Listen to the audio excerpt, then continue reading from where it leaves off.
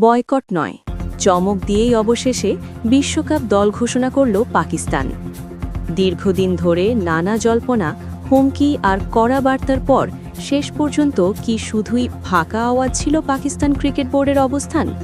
বিশ্বকাপের আগে এই সিদ্ধান্ত ঘিরে নতুন করে শুরু হয়েছে আলোচনা। চলুন বিস্তারিত জেনে নেই। বিশ্বকাপ ঘিরে সাম্প্রতিক সময়ে পাকিস্তান ক্রিকেট বোর্ডের অবস্থান ছিল বেশ কড়া। কখনো বয়কটের হুঁশিয়ারি, কখনো আইসিসির সঙ্গে টানাপোড়েন।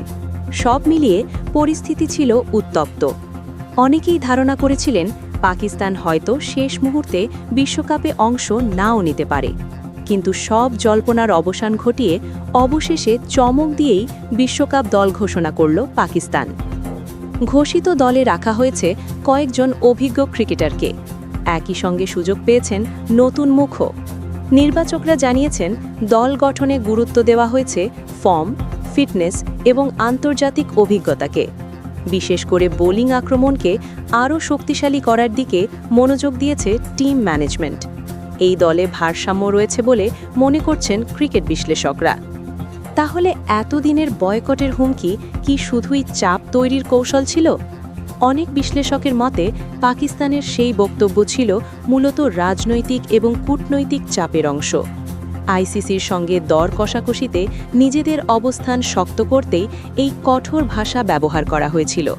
কিন্তু শেষ পর্যন্ত বাস্তবতার কাছেই ফিরতে হয়েছে পাকিস্তানকে।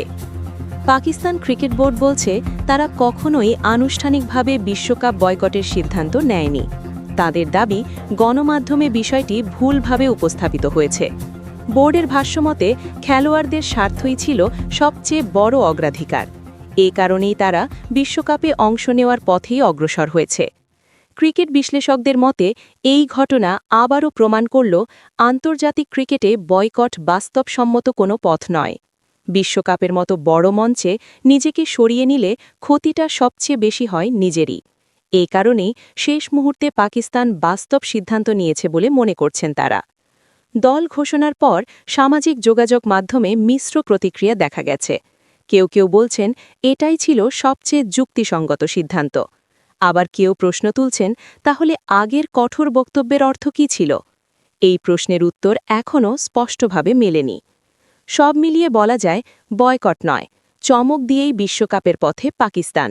তবে তাদের আগের অবস্থান বাস্তব চাপ নাকি শুধুই কথার লড়াই, সেই বিতর্ক থেকেই যাচ্ছে। বিশ্বকাপে পাকিস্তান কি করতে পারে সেদিকেই এখন তাকিয়ে আছে পুরো ক্রিকেট বিশ্ব। এই ছিল আজকের বিশেষ প্রতিবেদন। ধন্যবাদ।